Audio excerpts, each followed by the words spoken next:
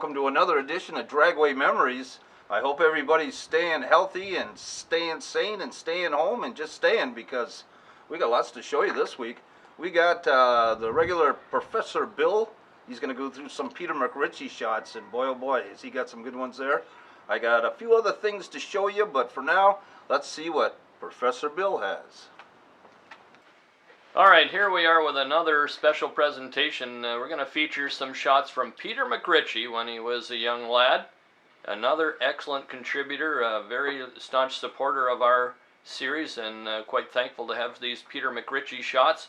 Here is the ex-Scott Wilson fueler, now owned by Herbie Go Fast Rogers. Took the blower off and he ran it on injected small percentages of nitro to run in some of the regular top fuel meets here at St. Thomas, and they were often won by cars with lesser power that could hook up, and this car did a pretty good job of getting from A to B. Injected single overhead cam Ford of Herbie Go Fast Rogers at St. Thomas.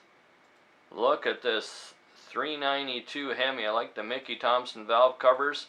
I don't know a lot about this car, but a nice, excellent shot. That's how they look during the heyday of front-engine dragsters. Looks like some burglar tin work on it. You can see how small the rear tires were. That's about as big as they got back then, dwarfed by the size of the 392 Hemi.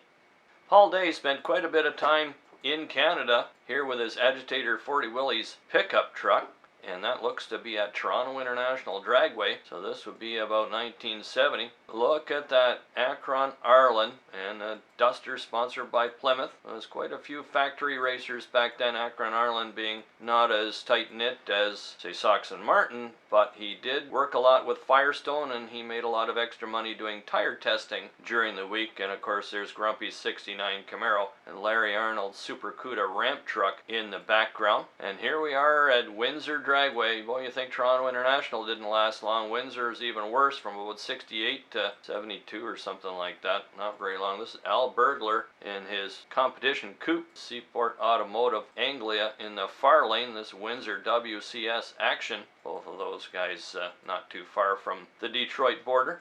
Mr. AMX, do have that guy's name, I'll have to look it up, we can go back to it, up against the Sandy Elliott prepared machine of Scott Wilson. So this has got to be 1970, 69-70. And another Arlen Bank prepared machine out of Ohio. I think this is the Gilbertson fellow. I think he was worked for Firestone and high up, and got Arlen some pretty good deals and sponsorship money running B-modified production. Not the only car that Gilbertson ran out of the Arlen Banky stables, including another Cuda. Look at those Fenton wheels, very rare and highly sought after today. Now this is Speedy and Wood's second location, and it's on Burgoyne Road, I think it was, in Mississauga. That's Curly Fleming. Got some pistons out there. Mike Woods, the late Mike Woods. I remember the counter here, and they had a lot of Mopar stuff that they were selling, and good guys, easy to talk to, and pointing right there. There's another one that's in the Hall of Fame, Canadian Drag Racing Hall of Fame. That's Chuck Beatty in the white t-shirt, and Curly doing some honing there. Lance Hill, this is 1969 at the latest, because it's got Cayuga 1320 Dragway, and this is the only year that it was a burgundy red color. He took this machine all over. He started the season at the Winter Nationals in Pomona and made his way back up to Canada. This later became his 1970 Pro Stock effort, painted white. Bill Morrison, and FJ tells me that Bill still has the car, and it wouldn't take a whole lot, probably belts, tires, and that sort of thing, batteries and that sort of thing to get it back up and running. 67 Camaro, usually ran in Super I automatic, 295 350 for power, after partnering up with the late Eric Cramp, put Eric on the map. And this is almost the last incarnation of it. I don't know if there's anything later than this with Northern Performance on it. Now on his own, see Bill Morrison only on the doors, Super I car. Smith Performance now prominent on the quarter panel, and they were teachers and friends, and FJ and him still in contact today. How'd you like that? Another great addition from Bill Richards. He sure knows his stuff. What I have now is something that I got from Bruno Z down in Ohio, Grant Bittner. He loves to get these kind of crazy things, and all I can say is watch this.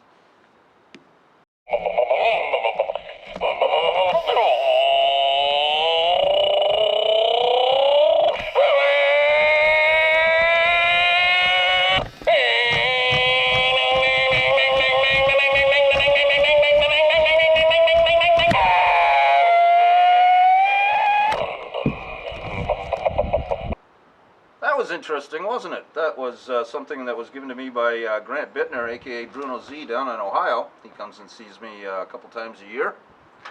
A long time friendship with that man.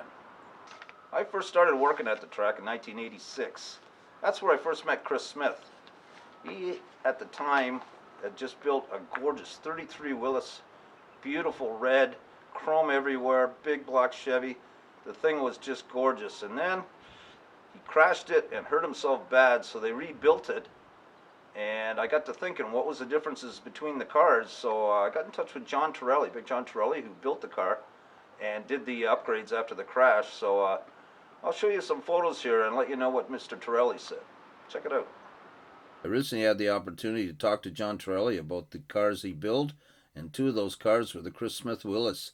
He wanted to tell me that the car that he built, the second car, the new car, weighed 2,050 pounds less drive, or 100 pounds lighter than the other car. Same driveline was in both. Motor was a 468, aluminum Chevy heads, roller cam, tunnel ram on gasoline. After the crash, the body was in 66 pieces that Chris skillfully put back together. He got a new one-piece front end and one rear fender.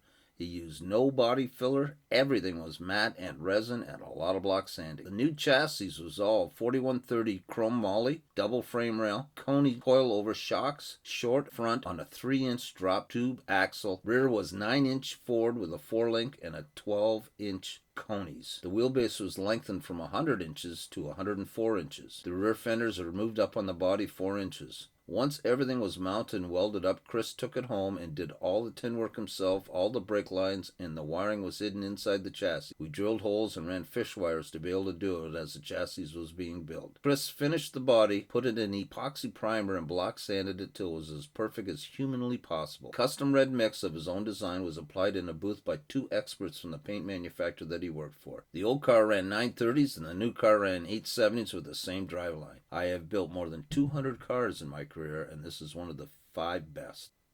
Thanks to John Torelli for supplying the information for this, and look for more of these features coming up soon on Dragway Memories.